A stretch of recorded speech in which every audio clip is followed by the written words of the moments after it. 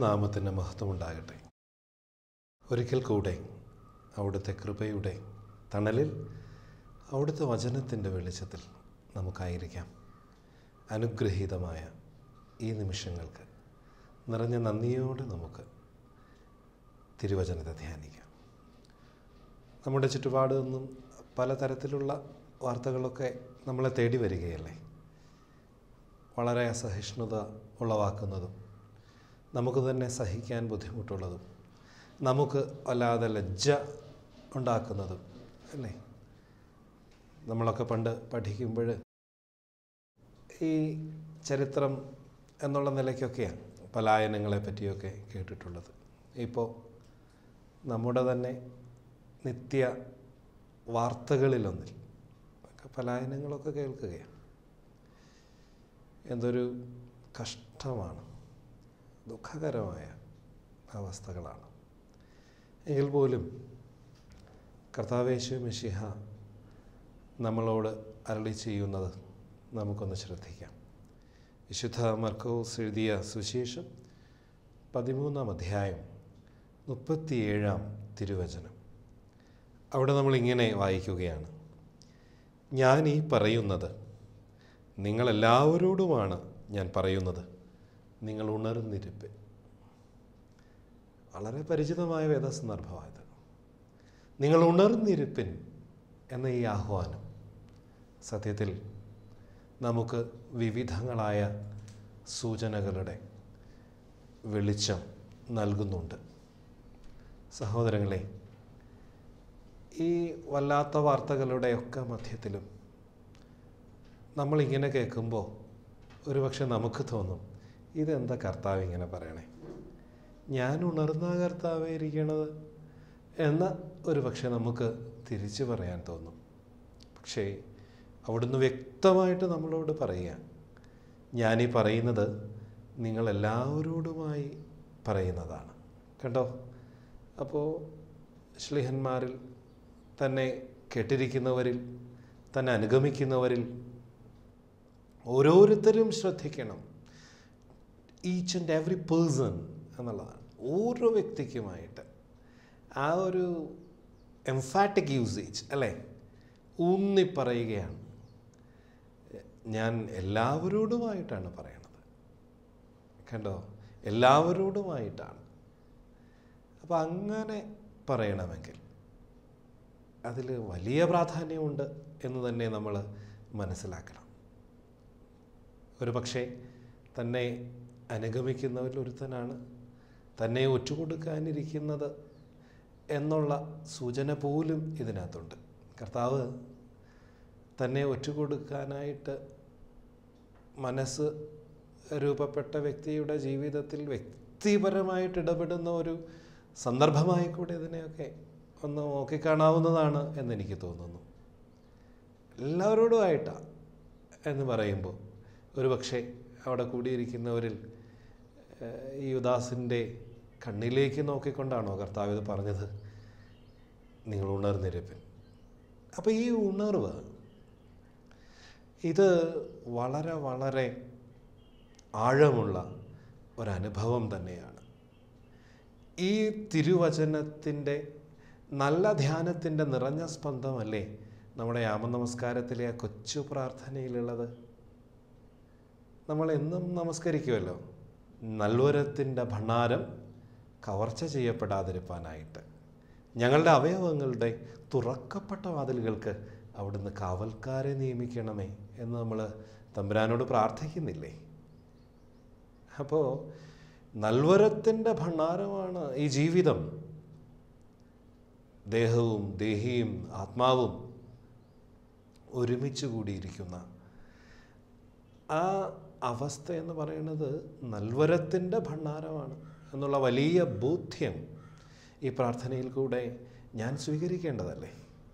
അതുമാത്രമല്ല, ഈ ബോധ്യവും അവബോധവുമൊക്കെ നമ്മളെ ജാഗ്രതയിലേക്ക്, ഉണർവിലേക്ക് നയിക്കേണ്ടതാണ്.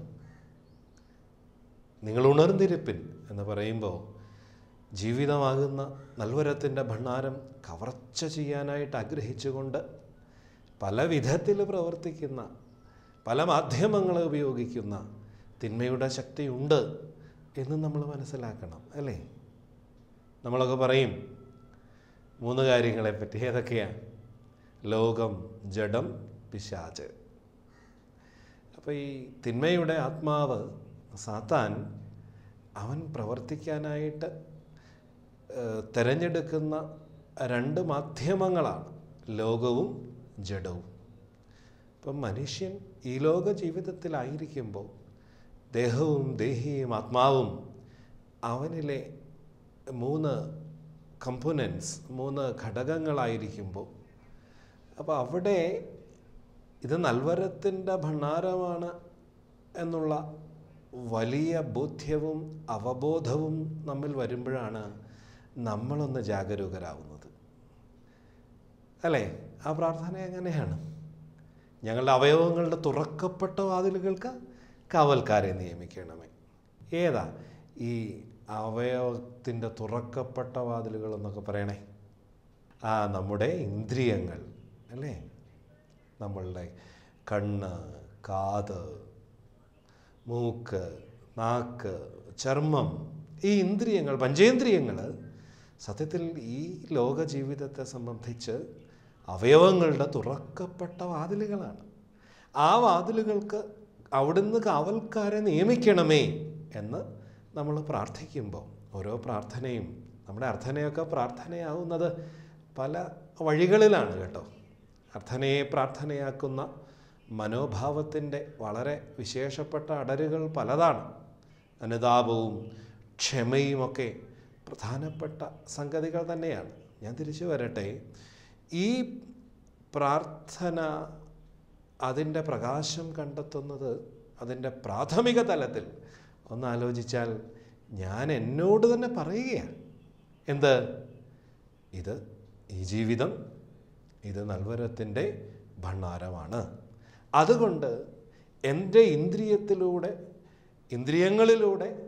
എൻ്റെ ഉള്ളിലേക്ക് പ്രവേശിക്കുന്ന ഇൻപുട്ടും എൻ്റെ സംസാര അവയവത്തിൽ കൂടെയും അതുപോലെ എൻ്റെ ചിന്തകളിൽ കൂടെയും എൻ്റെ ചെയ്തികളിൽ കൂടെയുമൊക്കെ വരുന്ന എൻ്റെ ഔട്ട്പുട്ടും, അതാണ് ഇൻപുട്ടും ഔട്ട്പുട്ടും ഒരുപോലെ പ്രാധാന്യമർഹിക്കുന്നതാണ് എന്നുള്ളൊരു ഉൾവെളിച്ചം നൽകുന്നുണ്ട്.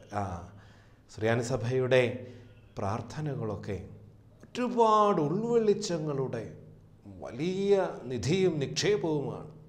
അതിൻ്റെ ഉള്ളറകൾ തുറന്നു കിട്ടുക എന്ന് പറയുന്നത് ഒരു കൃപ തന്നെയാണ് കേട്ടോ, ഒരു സംശയമില്ല സഹോദരങ്ങളെ.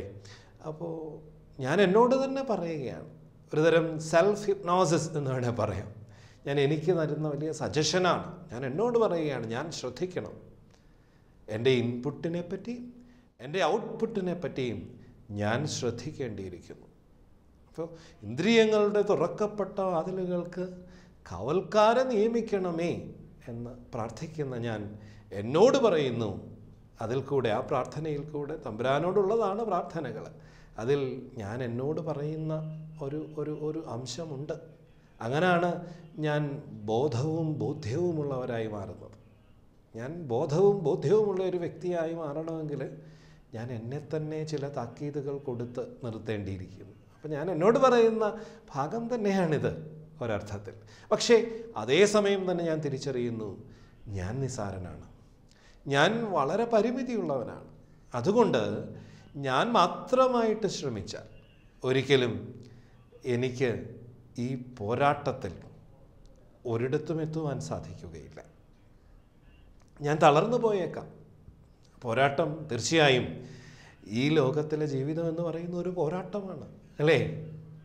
പണ്ട് കമുകറ പുരുഷോത്തമനൊക്കെ പാടുന്നത് നമ്മൾ കേട്ടിട്ടുണ്ട്. നിൻ മനസാക്ഷിയും കർമ്മവും തമ്മിൽ ചെയ്യും ധർമ്മയുദ്ധത്തിൽ ഭവാൻ ജയിച്ചെങ്കിലും എന്നുള്ള വരികളൊക്കെ ഓർമ്മയിലുണ്ട്. അപ്പോൾ ഈ ലോകജീവിതം ഒരു പോരാട്ടം തന്നെയാണ്. തീർച്ചയായും ഞാൻ എന്നോട് നടത്തുന്ന പോരാട്ടമാണ്. ഞാൻ എന്നിലെ പഴയ മനുഷ്യനോട് നടത്തുന്ന പോരാട്ടമാണ്. എന്നിലെ പുതിയ മനുഷ്യൻ കൂടുതൽ കൂടുതൽ കരുത്താർജിക്കേണ്ടതിനായിട്ട് പ്രാർത്ഥനാപൂർവമുള്ള പരിശ്രമത്തിൻ്റെ ഒരു പോരാട്ടമാണ്. അപ്പോൾ ഇങ്ങനെയുള്ള പോരാട്ടം നമ്മൾ ശ്രദ്ധിച്ചിട്ടുണ്ടോ? തീർച്ചയായും എനിക്ക് ഉറപ്പാണ് നിങ്ങളൊക്കെ വായിച്ചിട്ടുണ്ട് ന്യായാധിപന്മാരുടെ പുസ്തകം. അവിടെ ഒരു പോരാട്ടത്തിൻ്റെ കോണ്ടെക്സ്റ്റ് പറയുന്നുണ്ട്. ശരിക്കും 3-ാം അധ്യായം തൊട്ട് തന്നെ ഗിദെയോൻ എന്ന് പറയുന്ന ന്യായാധിപനെ പറ്റി തിരുവചനം നമുക്ക് പറഞ്ഞു തരികയാണ്. ഈ പോരാട്ടത്തിൻ്റെ ഒരവസ്ഥ, ഈ ഗിദെയോനെ ദൈവത്തിൻ്റെ മാലാഖ ഇറങ്ങി വരുന്ന സമയത്ത് ഗിദെയോനെ വിളിക്കുകയാണ്. എന്ത്? അല്ലയോ ധീരനായ സേനാനി എന്നുള്ള നിലയ്ക്കാണ്, ധീരനായ യോദ്ധാവേ എന്നാണ്. ആ ഒരു വിളി കേട്ടപ്പോഴത്തേക്കിനും പ്രത്യേകിച്ച് ഗിദെയോനൊന്നും ശ്രദ്ധിക്കുന്നില്ല. കാരണം ഇത് തന്നെ അല്ല വിളിക്കുന്നതാണ് തോന്നുന്നത്. കാരണം ഗിദെയോൻ തന്നെ അറിഞ്ഞിരിക്കുന്നത് എങ്ങനെയാണ്? ഞാനൊരു കുടുംബസ്ഥനായ മനുഷ്യൻ, ഞാനൊരു കർഷകനായ മനുഷ്യൻ, ഇങ്ങനെയുള്ള 1-2 ഫ്രെയിമുകളിൽ മാത്രമാണ് തന്നെ ഗിദെയോൻ അടയാളപ്പെടുത്തിയിട്ടുള്ളത്. അപ്പോൾ ആ ഫ്രെയിമുകളുടെ ഉള്ളിൽ ഉടക്കിക്കിടന്നുകൊണ്ട് ഈ പറയുന്ന ഗിദെയോൻ എന്ന് പറയുന്ന വ്യക്തി പരിതപിക്കുകയാണ്.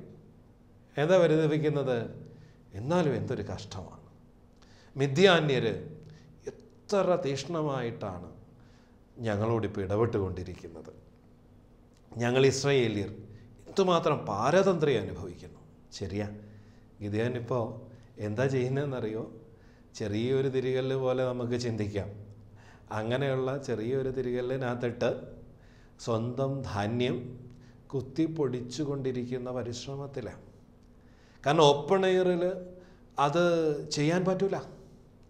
ഓപ്പൺ എയറിൽ ലാർജ് സ്കെയിൽ അല്ലെങ്കിൽ ഇത് ഒറ്റയടിക്ക് കുത്തി എടുക്കാവുന്ന ഒരു സംഭവമാണ്. പക്ഷെ അങ്ങനെ ചെയ്യുമ്പോൾ അത് ആരറിയും?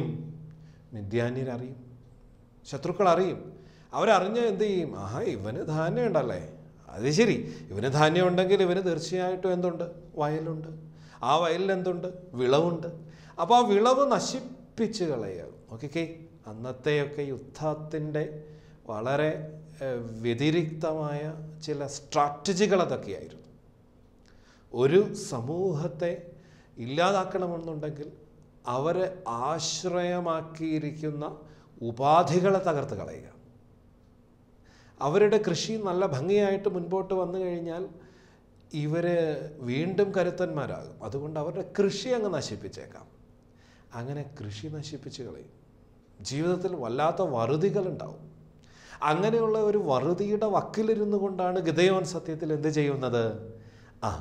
ഈ പറയുന്ന ധാന്യം കുത്തിപ്പൊടിച്ചു കൊണ്ടിരിക്കുന്നത്. അപ്പോൾ ഇങ്ങനെ വല്ലാതെ ദൈവത്തിൻ്റെ ജനമാണ് ഞങ്ങൾ ഇസ്രായേലിയർ. എന്നാലും എന്തുമാത്രം പാരതന്ത്ര്യം, എന്തുമാത്രം അസ്വസ്ഥത, ഒന്നിനും സ്വാതന്ത്ര്യമില്ലാത്ത അവസ്ഥ.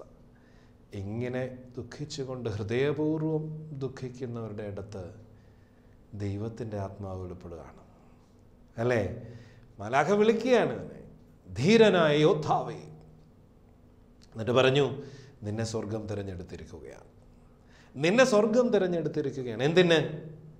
ഇസ്രായേലിനെ മിദ്യാന്യരുടെ കയ്യിൽ നിന്നും വീണ്ടെടുക്കാൻ നിന്നെ സ്വർഗത്തിലെ ദൈവം തിരഞ്ഞെടുത്തിരിക്കുന്നു. ആ തിരഞ്ഞെടുപ്പൊക്കെ ചില അടയാളങ്ങളിൽ കൂടെ ഉറപ്പിക്കാനായിട്ട് ഈ മനുഷ്യൻ ശ്രമിക്കുന്നുണ്ട്. വിശ്വാസത്തിൻ്റെ തെളിമ എന്ന് വേണമെങ്കിൽ നമുക്ക് വിളിക്കാം. അതൊരു പരീക്ഷയായിട്ട് അല്ല എടുക്കേണ്ടത്. മറിച്ച് എന്നോട് സംസാരിക്കുന്നത് ദൈവത്തിൻ്റെ ശബ്ദമാണ്, എന്നെ സംബന്ധിക്കുന്ന ഇത് ദൈവത്തിൻ്റെ പദ്ധതിയാണ് എന്ന് തിരിച്ചറിയാനായിട്ട് ആ മനുഷ്യൻ ദൈവസന്നിധിയിൽ ചില അടയാളങ്ങൾ ആവശ്യപ്പെടുക തന്നെ ചെയ്യുന്നുണ്ട്. നിങ്ങൾക്കെല്ലാം അറിയാമല്ലോ, എന്നേക്കാൾ അറിയാമല്ലോ, അയച്ചിട്ടുണ്ട് ആ ഭാഗം. ന്യായാധിപന്മാരുടെ പുസ്തകം എടുക്കുമ്പോൾ 3-ാം അധ്യായം തുടങ്ങി നമ്മൾ കാണും. അവിടെ നമ്മൾ കാണുന്നുണ്ട് ചോദിക്കുന്ന ഈ അടയാളം എന്ന് പറയുന്നത്, ഈ തോല് ഇത് മുഴുവൻ നനഞ്ഞിരിക്കണം, ചുറ്റുപാടും നിലം വരണ്ടിരിക്കണം. അങ്ങനെ ചോദിക്കുന്നു. ആ അടയാളം ദൈവം വെളിപ്പെടുത്തി കൊടുക്കുന്നു. അപ്പോൾ ഉടനെ ചിന്തിച്ചു, ഇതിപ്പോൾ നന്നായിട്ട് തോല് ഈർപ്പം വലിച്ചെടുക്കും. അപ്പോൾ അതുകൊണ്ട് ചുറ്റുപാടും വരണ്ടിരിക്കുന്നതാണ്. തോല് മാത്രം എന്ത് ചെയ്തിരിക്കുന്നു? ഈർപ്പം പിടിച്ച് നനഞ്ഞിരിക്കുന്നു. എനിക്ക് നേരെ തിരിച്ചൊന്ന് കാണിച്ചു തരുമോ എന്ന് ഹൃദയപൂർവ്വം ചോദിക്കുകയാണ്. എന്ത് വേണം അപ്പോൾ? നിലം നനഞ്ഞും തോല് വരണ്ടു ഇരിക്കണം. അങ്ങനെ തന്നെ വെളിപ്പെട്ട് കിട്ടി. അങ്ങനെ വെളിപ്പെട്ട് കിട്ടിക്കഴിഞ്ഞപ്പോഴാണ് ഈ ഗിദെയോൻ എന്ന് പറയുന്ന മനുഷ്യന് താൻ കേട്ടത് ദൈവത്തിൻ്റെ ശബ്ദമാണ് എന്ന് മനസ്സിലാക്കുന്നത്. അപ്പോൾ ഉടനെ പുള്ളി ദൈവം ഏൽപ്പിച്ച ആ ദൗത്യത്തിന് വേണ്ടി പരിശ്രമം പ്രാർത്ഥനയോട് ആരംഭിക്കുകയാണ് കേട്ടോ. അതാണ് ഞാൻ എന്നോട് ചോദിക്കേണ്ട ഒരു വിഷയമുണ്ട്. ദൈവമേ, നീ എന്നെ വിളിച്ച ഇടങ്ങളിൽ നിൻ്റേതായൊരു പരിശ്രമം നീ പ്രാർത്ഥനാപൂർവ്വം തുടങ്ങിയിട്ടുണ്ടോ? ഇതെങ്ങനെ ചെയ്യും എന്നൊക്കെ പറഞ്ഞ് ഞാനിപ്പോഴും നിസ്സഹായനായിട്ട് ഇരിക്കുകയാണ്. ഞാൻ എന്നോട് ചോദിക്കേണ്ടത്, എൻ്റെ മടിയാണോ അതിൻ്റെ കാരണം? എൻ്റെ അലസതയാണോ അതിന് കാരണം? ദൈവം വിളിച്ചെങ്കിൽ നാം ഒരിക്കലും മറന്നു പോകരുത്. വിളിച്ചവൻ വിശ്വസ്തനാ. അതുകൊണ്ട് തന്നെ അവിടുന്ന് നീട്ടി തന്നേക്കുന്ന കൈ അവിടുന്ന് ഒരിക്കലും തിരിച്ച് പിൻവലിക്കില്ല. ഞാനായിട്ട് ആ വിരൽത്തുമ്പിൽ പിടിക്കാൻ ഇത്തിരി സമയമെടുത്താലേ ഉള്ളൂ. എൻ്റെ അലസത കൊണ്ടോ എൻ്റെ പലതരത്തിലുള്ള പരിമിതികൾ കൊണ്ടോ ഞാനായിട്ട് പിടിക്കാൻ മടിച്ചാലേ ഉള്ളൂ. അവിടുന്ന് നീട്ടിത്തരുന്ന കൈ അവിടുന്ന് ഒരിക്കലും പുറകോട്ട് വലിക്കില്ല സഹോദരങ്ങളെ. അതുകൊണ്ട് ജീവിതത്തിൻ്റെ ഏത് പ്രതിസന്ധിയിലായാലും ദൈവം നീട്ടിത്തന്നിരിക്കുന്ന കരങ്ങളെ, ആ വിരലുകളിലേക്ക് നമ്മുടെ വിറയ്ക്കുന്ന കൈകളൊന്ന് ചേർത്ത് വെച്ച് പുതിയൊരു ശക്തി നമുക്ക് അനുഭവിക്കാനായിട്ട് സാധിക്കും. ഗിദെയോനത് സാധിക്കുകയാണ് കേട്ടോ. ഇവിടുത്തെ ഇടപെടൽ ഞാൻ പറഞ്ഞത് അവിടെ പോരാട്ടത്തിൻ്റെ ഒരു കോണ്ടെക്സ്റ്റ് ഉണ്ടെന്ന് ഞാൻ പറഞ്ഞില്ലേ. നമുക്ക് അങ്ങോട്ട് തിരിച്ചു വരാം. അവിടെ ഭയങ്കര രസമാണ് അത് വായിക്കുമ്പോൾ. അവിടെ നമ്മൾ കാണുകയാണ്, ഈ ഗിദെയോൻ ഇടപെട്ട് കഴിഞ്ഞപ്പോൾ തന്നെ ഏതാണ്ട് 35,000 യഹൂദന്മാർ, ഇസ്രായേൽക്കാർ ടപ്പെന്ന് പുറത്തു വരികയാണ്. എന്തിനു വേണ്ടിയിട്ടാണ്? മിദ്യാന്യർക്കെതിരെ പോരാടാനായിട്ട്. ഉടനെ പറഞ്ഞു, ഒരു കാര്യം ചെയ്യും, ഇത്രയും പേര് ഒക്കെ വരുമ്പം നിൻ്റെയൊക്കെ ചിന്ത നിൻ്റെ ശക്തി കൊണ്ടും നിൻ്റെ മിടുക്കും കൊണ്ടുമാണ് മിദ്യാന്യരെ തുരത്താൻ കഴിഞ്ഞതെന്നാണ്. ആ ഒരു തെറ്റിദ്ധാരണ നിങ്ങൾക്കുണ്ടാവണ്ട. അതുകൊണ്ട് നമുക്കൊന്ന് സ്ക്രീൻ ഔട്ട് ചെയ്തേക്കാമെന്നാണ്. ഈ സ്ക്രീൻ ഔട്ട് ചെയ്യാനായിട്ട് യഹോവയാം ദൈവം ഗിദെയോനോട് പറഞ്ഞു, ഒരു കാര്യം ചെയ്യാം, ആർക്കെങ്കിലും മനസ്സിൽ എന്തെങ്കിലും ആശങ്കയോ ഭയമോ ഉള്ളവർക്കൊക്കെ തിരിച്ചു പോവാം. അപ്പോൾ ഗിദെയോൻ്റെ സ്ട്രാറ്റജി വളരെ ഭംഗിയായെന്ന് ദൈവം കണ്ടു, ദൈവം പ്രസാദിച്ചു. ആ ദൈവം ഗിദെയോനോട് വീണ്ടും പറയുകയാണ്, ഉൾഭയമോ ആശങ്കയോ വീട്ടിലെന്തെങ്കിലും അത്യാവശ്യ ഉത്തരവാദിത്വങ്ങളൊക്കെ ഉള്ളവർ തിരിച്ചു പോകട്ടെ. ഭയങ്കര രസമാണ്. ഈ പറഞ്ഞവരിൽ ഭൂരിഭാഗവും പോയി. പിന്നെ ആകെ ഏകദേശം 10,000 പേരാണ് ശേഷിക്കുന്നത്. അപ്പോൾ എല്ലാ സ്വാതന്ത്ര്യം നൽകുകയാണ്. ആരെ? ഗിദെയോൻ പറയണത്, ഒട്ടും വിഷമിക്കേണ്ട. അത്യാവശ്യമുള്ളവർ, മനസ്സിൽ ഭയമുള്ളവർ, രോഗമുള്ളവർ, ആശങ്കയുള്ളവർ, അവർക്കൊക്കെ പോവാം. അപ്പോൾ 30,000-ൽ പരം ഉണ്ടായിരുന്ന കക്ഷികളിൽ 25,000 തിരിച്ചു പോയി. ഇപ്പോൾ 10,000 പേരുണ്ട്. കുഴപ്പമില്ല. ഗിദെയോനും നോക്കി, ദൈവം പറഞ്ഞിട്ട് ചെയ്തേക്കുന്ന കാര്യമാണ്. അതുകൊണ്ട് ആ ഒരു ഉറപ്പ് ഗിദെയോനുണ്ട്. ഗിദെയോനോട് വീണ്ടും ദൈവം പറയുകയാണ്, അടുത്ത എലിമിനേഷൻ റൗണ്ട് വീണ്ടും പറയണത്, ഒരു അരുവിയിലേക്ക് ഈ ജനത്തെ നയിക്കുക, എന്നിട്ട് അവരോട് പറയുക, വെള്ളം കുടിച്ചോളാൻ പറയാം. അങ്ങനെ കുറേ നടന്ന് ക്ഷീണിച്ച് വന്ന ജനം ഒരു നല്ല അരുവി കണ്ടു. ആ അരുവിയിലേക്ക് ഇറങ്ങി വെള്ളം കുടിച്ചോ, ദാഹം ശമിപ്പിച്ചോളൂ എന്ന് ഗിദെയോൻ ദൈവത്തിൻ്റെ കൽപ്പന പ്രകാരം പറഞ്ഞു. അപ്പോൾ എന്താ സംഭവിച്ചതെന്നറിയോ? ഒരു നല്ല ശതമാനം ആൾക്കാരും, കാരണവന്മാരുടെ ഭാഷ പറഞ്ഞാൽ എന്താണ്, കന്ന് കയം കണ്ടതുപോലെ അല്ലേ? അതെ, വളരെ കാര്യമായിട്ട് വെള്ളത്തിലേക്ക് വീണ് കിടന്ന് ഒരുമാതിരി പശു വെള്ളം കുടിക്കുന്ന പോലെ കുടിക്കുക. എന്നാൽ അവരിൽ ചിലരെന്ത് ചെയ്യുന്നു എന്നറിയുമോ? അവർ കൈക്കുടന്നയിൽ വെള്ളം ഇങ്ങനെ കോരിയെടുത്ത് ചുറ്റുപാടും നോക്കിക്കൊണ്ട് വെള്ളം കുടിക്കുകയാണ്. ഉടനെ ദൈവത്തിൻ്റെ ശബ്ദം ഗിദെയോൻ വീണ്ടും കേട്ടു. പ്രകാരം കൈക്കുടന്നയിൽ കോരി ചുറ്റുപാട് ശ്രദ്ധിച്ചുകൊണ്ട് മാത്രം വെള്ളം കുടിക്കുന്നവർ മാത്രം അവശേഷിക്കട്ടെ, ബാക്കിയുള്ളവർ എല്ലാവരോടും തിരിഞ്ഞ് പൊക്കോളാൻ പറയും. അപ്പോൾ വീണ്ടും അടുത്ത എലിമിനേഷൻ അങ്ങനെ വന്നു. ഇപ്പോൾ എത്ര പേര് പോയെന്നറിയാമോ? ഏകദേശം 9,700 പോയി. പിന്നെ ആകെപ്പാടെ 300 പേരോളം അവശേഷിക്കുന്നുള്ളൂ. ഈ 300 പേരിൽ കൂടെയാണ് ദൈവത്തിൻ്റെ കൃപ പ്രവർത്തിച്ചത്. 100,000-ൽ പരം വരുന്ന മിദ്യാന്യ സൈന്യം മുഴുവൻ പരസ്പരം കലഹിച്ച് തമ്മിൽ കൊന്ന് ശേഷിച്ചവരവിടം വിട്ട് ഓടിപ്പോവുകയാണ്. ദൈവം ആരെ തിരഞ്ഞെടുത്തോ ആ ഗിദെയോനിൽ കൂടെ പുതിയൊരു പ്രസരിപ്പും പ്രകാശവും ഇസ്രായേൽ അനുഭവിക്കുകയാണ്. സഹോദരങ്ങളെ, കൈക്കുടന്നയിൽ വെള്ളം കോരി കുടിച്ചവർ, അവർ സ്റ്റാമിന കൂടുതലുള്ളവരായിരിക്കും കേട്ടോ, ഇത്രയും നടന്നിട്ട് തളരാത്തവർ. അതിനേക്കാൾ ഉപരിയായിട്ട് ഏൽപ്പിച്ച ദൗത്യം അതാണ്. മിദ്യാന്യർ ഏത് സമയത്തും വന്നേക്കാം, ശത്രുപാളയം വളരെ അടുത്താണ് എന്നുള്ള ബോധ്യം നഷ്ടപ്പെടാതെ വെള്ളം കുടിക്കുമ്പോഴും ചുറ്റുപാടും ശ്രദ്ധിച്ച് നിരീക്ഷിച്ചു കൊണ്ടിരുന്നവർ തിരഞ്ഞെടുക്കപ്പെടുകയാണ്. വിശുദ്ധ മാമോദീസ സമയത്ത് എത്ര പേര് ശുശ്രൂഷ ധ്യാനിച്ച് ശ്രദ്ധിച്ചിട്ടുണ്ടെന്ന് എനിക്കറിയാൻ വയ്യ. പക്ഷേ നമ്മൾ കേൾക്കുന്നൊരു പാട്ടുണ്ട്. സുറിയാനി സഭയുടെ ശുശ്രൂഷകളൊക്കെ ആ പ്രത്യേക വ്യക്തിക്ക് അനുഗ്രഹവും അനുഭവവും ആകുന്നത് പോലെ തന്നെ സംബന്ധിക്കുന്ന എല്ലാവർക്കും അത് ഒരു തരം അനുസ്മരണവും അനുഭൂതിയുമായി മാറുകയാണ്. ഞാൻ വീണ്ടും ഓർക്കണം. എന്താ ഓർക്കേണ്ടത്? മാമോദീസ സമയത്ത് നമ്മൾ കേൾക്കുകയാണ്, പോരിന്നാളുകളെ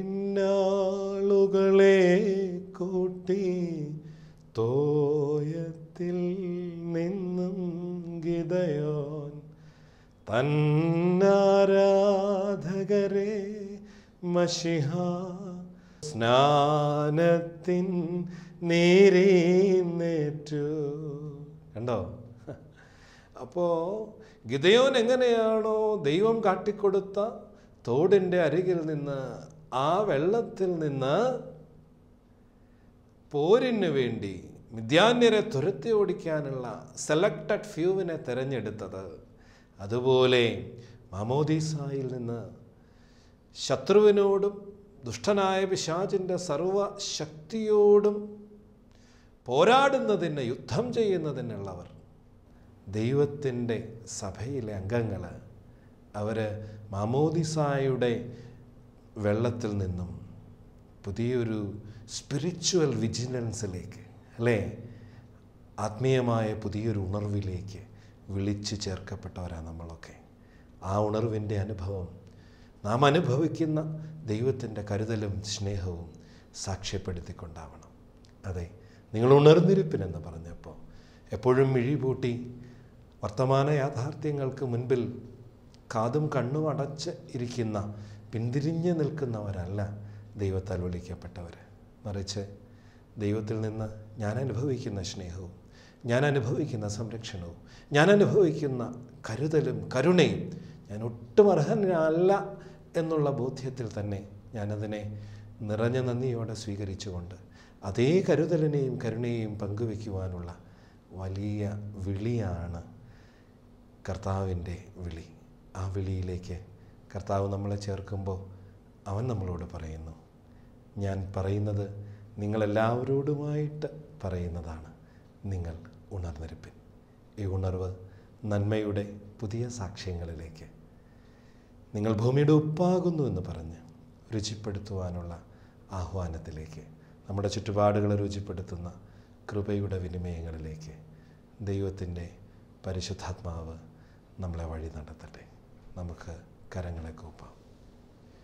നിന്റെ ഹിതം പോലെ എന്നെ നിത്യം നടത്തിടണമേ, എൻ്റെ ഹിതം പോലെ അല്ലേ എൻ പിതാവേ, എൻ യഹോവേ. ആമേൻ.